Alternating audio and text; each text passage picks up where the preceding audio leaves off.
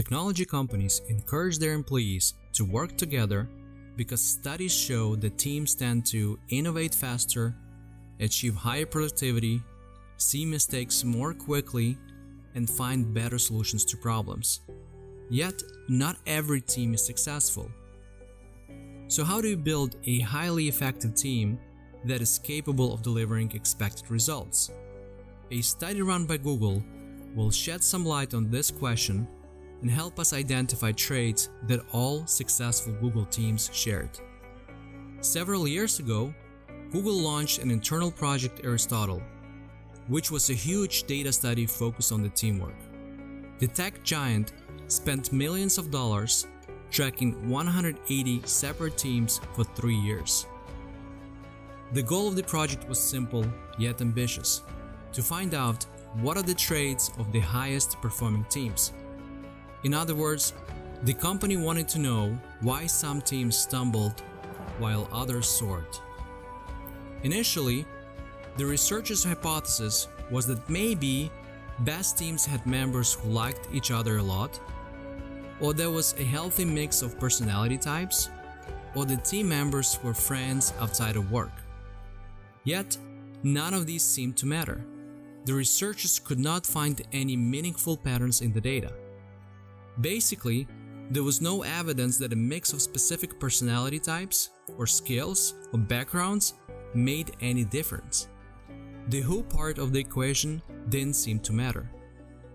As the researchers continued to study the groups, they noticed two behaviors that all of the best teams shared. First is that the team members spoke in roughly the same proportion, a phenomenon the researchers call inequality in distribution of conversational turn-taking. On some teams, everyone spoke during each task, while on others, leadership shifted among teammates from assignment to assignment.